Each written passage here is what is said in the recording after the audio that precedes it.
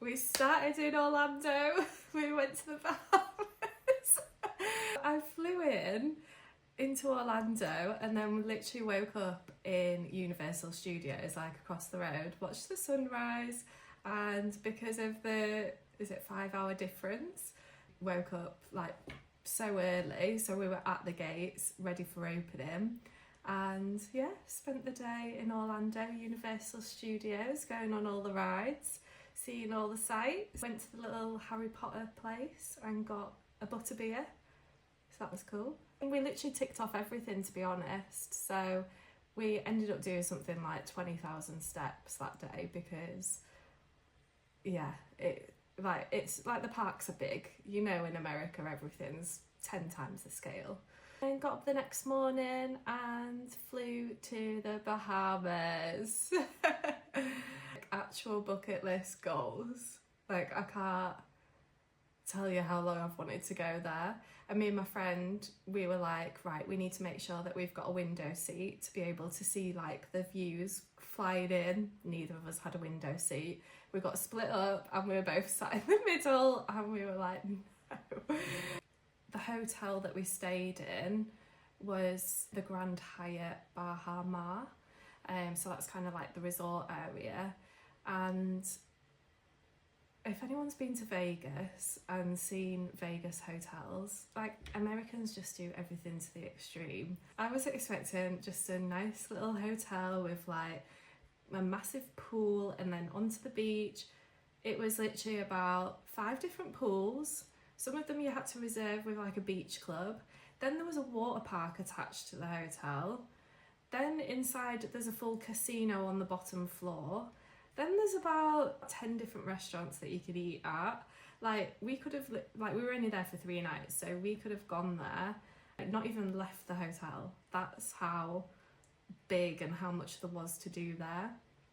So like, when I tell you, we've done between, I think it was something between 14 and 25,000 steps every day since we were away for a week. Because everywhere, like, obviously you just want to see everything once you're there, don't you? So the first day we literally just got there to wander around, just chilled out by the pool, taking in the something like 34 degree heat or something crazy. Then we, obviously the whole reason of going to the Bahamas was to go to the Pig Beach. I've had this on my bucket list for I don't know how long. As everyone knows, if you go to the Bahamas, you go and you see the Pig Beach. I don't even know where to start, but there was actually, I don't know if it was a hurricane, I think it was a hurricane that was going on while we were there in Jamaica that was kind of coming towards the Bahamas and all like the Caribbean. So it meant that all the trips ended up being cancelled, not the next day that we were there, but from the following day, so from the Friday. So they were cancelled for the following week. So we were trying to book on a Pig Beach trip for the next day and everything just kept getting cancelled. And I was like, I cannot go to the Bahamas and not go to Pig Beach. Like, I have to see the pigs. So we ended up finding one, and yeah, I mean, we didn't really have an option, but the whole premise of the trip was to go, you go to a little beach club, and then you go to the Pig Beach and you go see the pigs. We get on this speedboat and we pull up to the beach club. The beach club is basically the beach with about 10 sun loungers and then like this little hut thing behind that is the beach club. And we were like, okay, like, we just hang out here for a little bit and then we will go to Pig Beach and we'll be able to see all the little pigs, like cute little pigs, pick them up and get that aesthetic picture on the beach with white sands and the bright blue seas. Okay, picture that. And then, yeah, we were just chilling. Then the guys come running over and they're like, come on, everyone on the beach, ready for the pig show. Me and my friend literally looked at each other and we were like, pig show? Pig show? What does that mean? Like, why here? Like, surely they're going to take us somewhere. So we went onto the beach and they gave us a little pot of food and a stick, and they were like, make sure that you get the food on the stick. Do not feed the pigs with your hands because they will bite your hands off. And we were like, okay, right, okay, surely it's not too bad, they're only little piglets. So we're there ready, like with our little pot and our stick in our hands. We're like, right, what do you know, like where are they coming? Like looking all over, you could see the rest of us. The beach was full, bearing in mind. There was only a tiny bit of beach because it was so windy, so cloudy, the sea was in. All of a sudden, these gigantic pigs come running, and I mean, I don't even know how many. I'd probably say about 12 or something like that. Massive, like they were huge. And honestly, so scary. It was as if someone had just opened a door and they all just came legging it out, knowing that they're going to get food. We were all stood there like, oh my god, it's like, what is going on? And they're coming at you with these massive mouths to literally snap like the food off the end of the stick.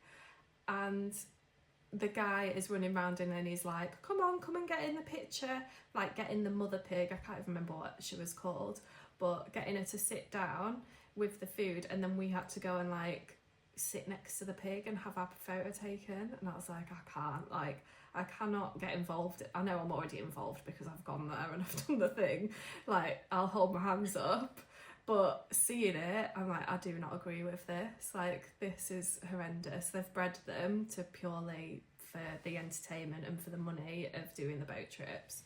This boat trip cost like £120 or something. Like, it's a lot of money. So yeah, we got forced to have our photo taken with this pig, just for the memories, you know, as you do. Oh, while this is going on, there's also one of the men that run it going around pooper scoopering all the poop out of the sea. I mean, if that's not like Insta versus reality. This is the photo that I wanted. This is the photo that I got. This is the Insta versus reality. And I still had tons of people message me, be like, oh my god, like, look at that, that's the cutest thing. I'm like, no. Like, I was expecting a piglet. I was ready to pick up a piglet and be like, look, like Otis's size. Like, no. So yeah, basically, moral of the story, don't go live out your dreams of the things that you've had on your bucket list aren't always going to be exactly how you think they're going to be. But if you're going to the Bahamas, make sure that you ask whether it's piglets or it is gigantic, horrendous pigs. It depends what you want and what you're going for, but if you have the image of the little piglet in mind and you get these, like. Also, if anyone used to watch Mary-Kate and Ashley from back in the day, they used to have all the little videos out, and I was obsessed when I was probably like, I don't know, between 10 to 13 or something like that, however old I was. And they did one of the films, Holiday in the Sun, and it was at the Paradise Island, the Atlantis.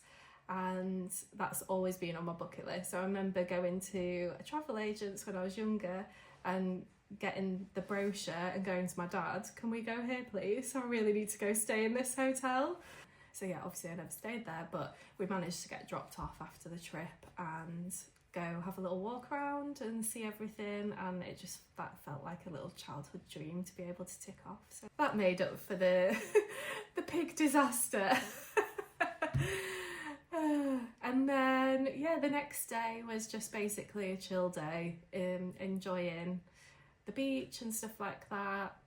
Obviously anyone that's seen the Caribbean or Bahamas or anything like that can see all the turquoise water and the white sands and everything, just absolutely stunning. Yeah, so like to summarise, there is that picture perfect reality of the Bahamas, those turquoise seas, the white sands. Like, yes, you are going to get that, but you're going to get it at a price for a start. And the pigs might not be what you get expecting. Those dreams, those realities, it might not always work out, but at least you've ticked off a new country.